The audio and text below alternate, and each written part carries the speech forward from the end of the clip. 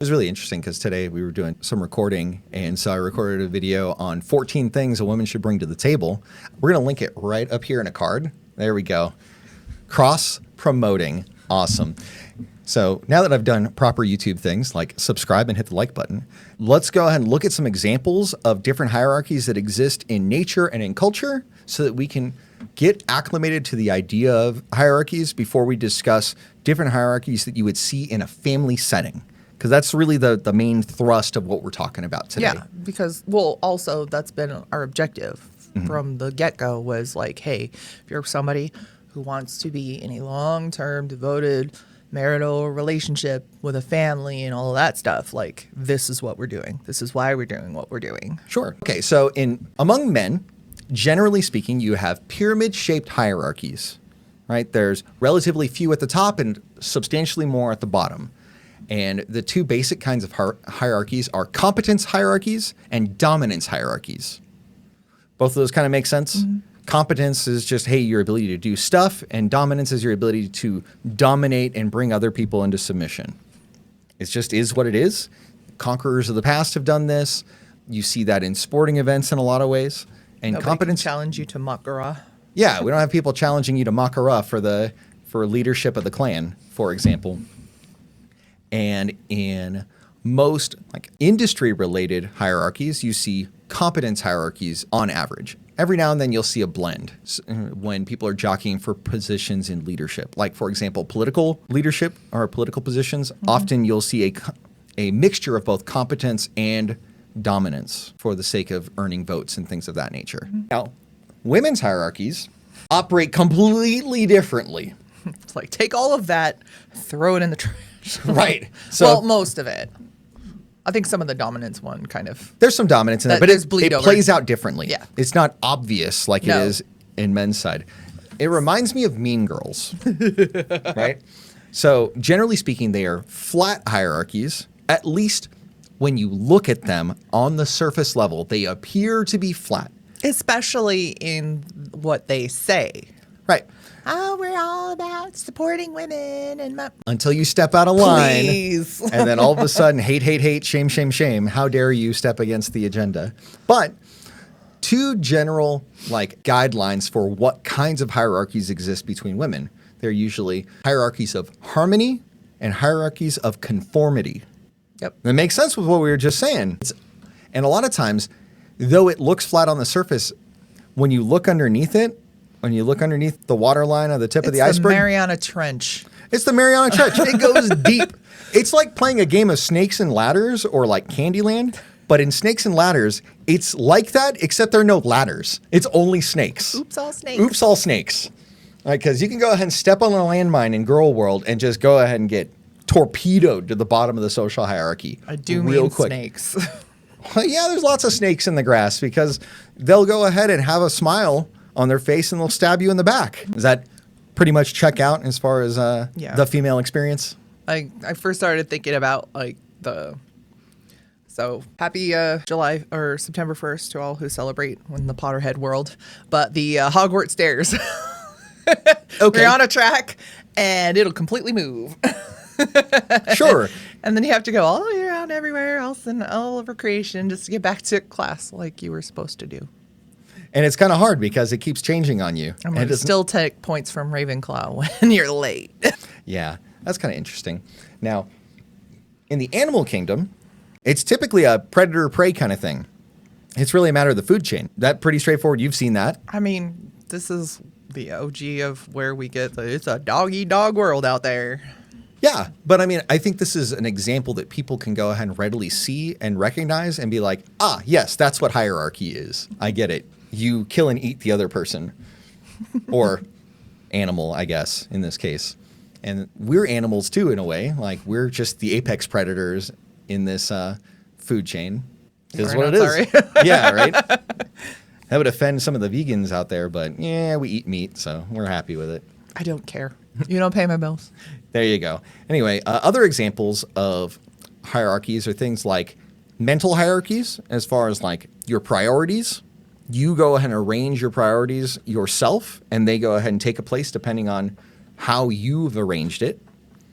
You sometimes see it in terms of class or class hierarchies, where you have the lower class, you have the middle class, and then you have the upper class, and aristocracies, and depending on how the society is ordered. Yeah.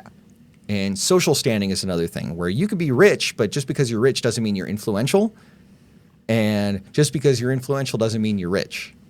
Those are different hierarchies because they have different rules associated with them. So now that we've kind of like gone over different kinds of hierarchies, I think we can go ahead and move on to looking at different models of what a family looks like. And then we can kind of give our 2 cents on why we think certain things are good, neutral, or bad in terms of ordering a family. Does that make sense? So first off, we'll go ahead and look at the conventional model. And in order to do that, we'll go ahead and take a look at a clip from Breaking Bad. Sorry, the answer is still no. I have made a series of very bad decisions, and I cannot make another one. Why did you make these decisions? For the good of my family. And they weren't bad decisions. What does a man do, Walter? A man provides for his family. This costs me my family. When you have children, you always have family. They will always be your priority, your responsibility. And a man provides. And he does it even when he's not appreciated or respected or even loved. He simply bears up. And he does it because he's a man. That's some heavy stuff. Yeah. So just some context for people that don't know what's going on in that clip. So Walter, the white guy with glasses, was presented an opportunity for like a drug creation laboratory that was like super high tech, and he was offered to run the facility and to move it because he has a reputation. However, he had had problems with his family because of things before that in his earlier adventures with like producing and distributing drugs. And so when he's having that internal struggle, he's like, look, I don't want to lose my family. And that's when the other gentleman is like, a man provides, even if he's not loved, even if nobody cares about it, he just bears down and does it. And to me, that's like the conventional model for a family hierarchy. I think in a lot of ways, that is something that you saw for most of history. If you didn't look at it from a divine purpose-driven kind of thing, is that men generally gave their lives, gave their bodies to go ahead and find whatever it was to find to be able to provide for their family, feed the children, and to make sure they were taken care of. What do you think about that? Just off rip. So in a modern like context, right? And he talked about that your kids will always be your kids, and they don't even have to like you. You know, you were doing what you needed to do no matter what, and they will always be your kids, and there's no mention of what about their mother, you know, kind of thing. Sure. So it kind of implies that it doesn't matter whether or not she decides to stay. Right, or she decides to like care or reciprocate or any of that. Yeah. It's like you're just doing this, and if any, at the very least, your kids are taken care of, because those are your kids no matter what until the day that you are no longer on this planet. Sure, it's your genetic legacy. Yeah. So I think it's interesting that it's almost like a given that marriage is optional. Well, I mean, like, it is. Let's be honest, but it even, is. Like, even the providing for a wife or your baby mama, whatever it is, Sure. you know, that's like, take it or leave it. In that context. Now, the way that I see it applied regularly is that there is a wife and children, and that the guy gives himself up for it. And this reminds me of like beta providers, where they weren't the woman's first pick, but he's the one that's paying the bills. And so he'll get just enough to keep him on the line. So things like he has the responsibility of providing excess resources so that she and the kids can be comfortable. He's got the responsibility to provide some form of safety, right? If something happens, he's expected to put his life on the line, and he's expected to not care about self. I think this is where this model goes wrong. Yes, incredibly. But also, this modern society where this is so prevalent is what women hath wrought. And how can you render yourself any more powerless? Like, this is what you wanted, and you are just you've written yourself out of it. Marriage, relationship, wife provided for, mother of your children, mother of his children valued, completely out of it. Mm-hmm. Like, this is what you want? Really? Well, on either side of that equation, because really that's not what the man wants.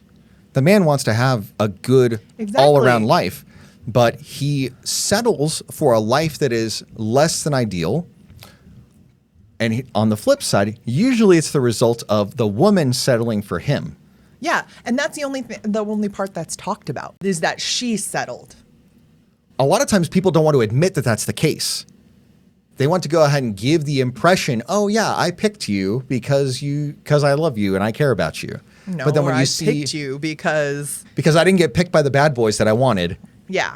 Or those bad boys didn't have the actual dad qualities of being able to provide. They just gave her a good ride. But it's spun that, like, even men parrot this rhetoric that, like, I'm so lucky she picked me. Yeah. They get the men to parrot this for them. Sure, but I think this is the problem with dudes putting women on a pedestal is when they pedestalize a woman, then she loses respect for him. It's like treating your woman like an idol and you are a fan to her.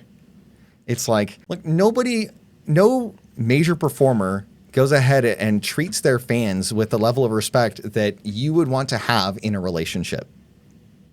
Now, the last piece about this is like there's little expectation on the guy's side for anything other than basic reciprocation. So like just enough starfish action, just enough fidelity where they're not just rampantly all over town and they're going to at least mind the kids or put them in public school and do whatever. If this message resonated with you, I'll ask that you go ahead and hit the subscribe button below so that you can go ahead and get more. And I ask that you send this message to someone who could benefit from it. I hope you have a fantastic day.